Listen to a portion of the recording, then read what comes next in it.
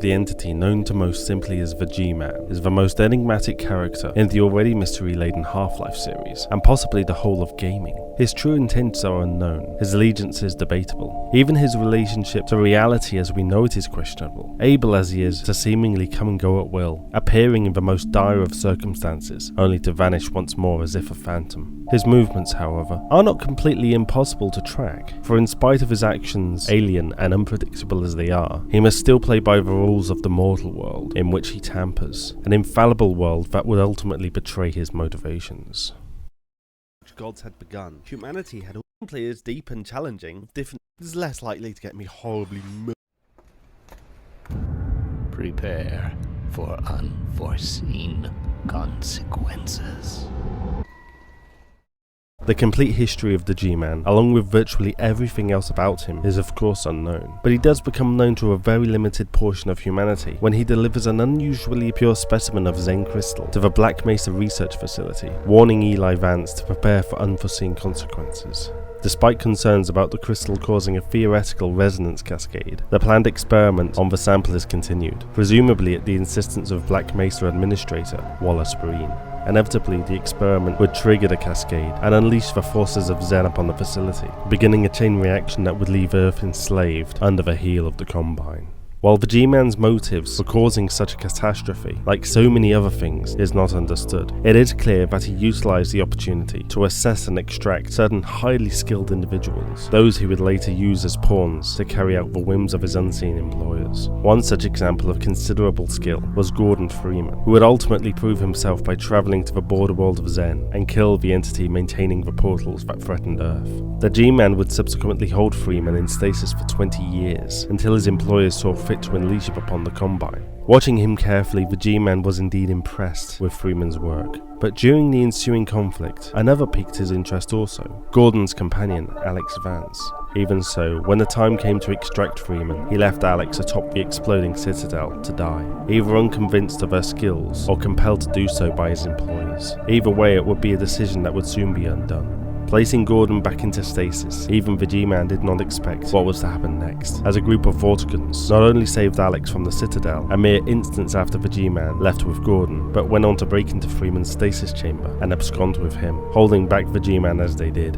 Angered by the turn of events, the G-Man remarked that he would see about that, and immediately placed a new plan into motion. It was now clear that Gordon was a liability, his alliance with the Vortigons making the G-Man's control over him tenuous at best. He would need a replacement, someone of comparable abilities to Freeman, but who he could exact complete dominance over.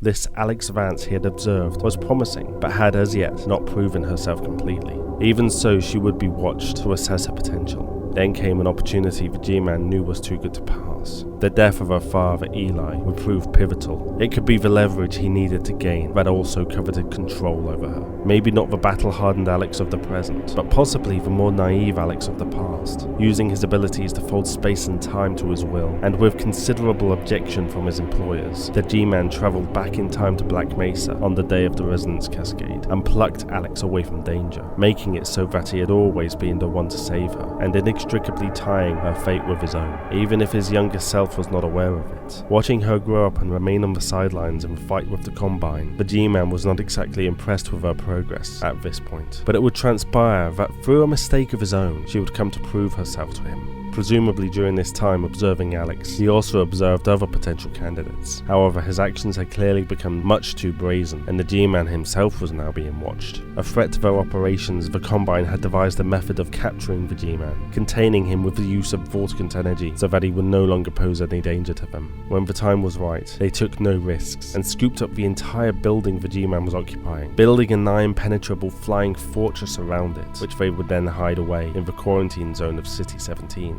Naming it simply the Vault. The G-Man resisted, of course, warping the building and everything in it into a twisted mesh of shattered space. Even so, he was still contained. Sometime later, Alex would be forced into uncovering the secret of the Vault, believing it to be some sort of super weapon the Resistance could use against the Combine. Upon opening it though, she found the G-Man inside, and he immediately transported her away. The fact that she had been able to breach the Vault and release him made it obvious that her skills were more than good enough, and that she was indeed a suitable candidate. All that remained was a simple case of control. What was it Alex desired? The Combine off of Earth? too large of a nudge, given that some of his employers did not desire it. It would seem that their whims changed often and drastically, given that they had not too long ago sent Freeman to do exactly what Alex now requested. It was now he demonstrated her father's fate, offering her the chance to change what had already happened. Of course, she would never leave her father to die, and without a second thought saved him, sealing her own fate in the process, becoming the G-Man's newest asset. There were certain rules that applied to the mortal world, it seemed, and while he would have liked to extract her there and then, it must be that she remain a part of continuity until the time of her choice, the death of her father.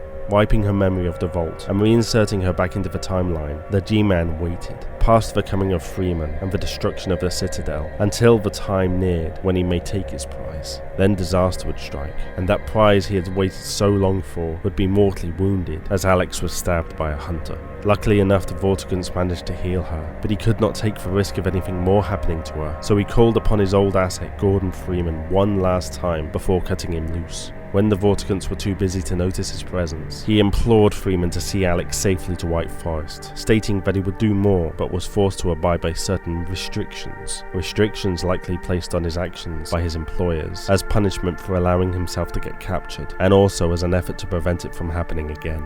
He once again warns Eli of unforeseen consequences, a message that would at first seem to be in reference to his death, but in reality it is about what was going to happen to his daughter.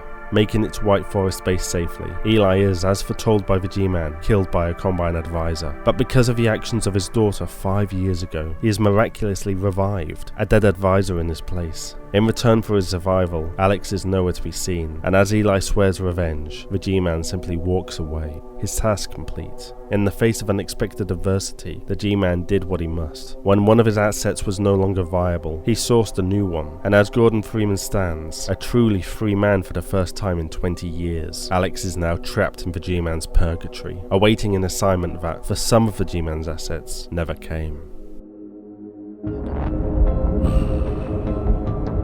There was a time they cared nothing for Miss Vance, when their only experience of humanity was a crowbar coming at them down a steel corridor. When I plucked her from Black Mesa, I acted in the face of objections that she was a mere child and of no practical use to anyone. Still, I am not one to squander my investments, and I remain confident she was worth far more than the initial appraisal. That's why I must now extract some small repayment. I've received some interesting offers. Ordinarily, I wouldn't contemplate them, but, well, when you see your father relay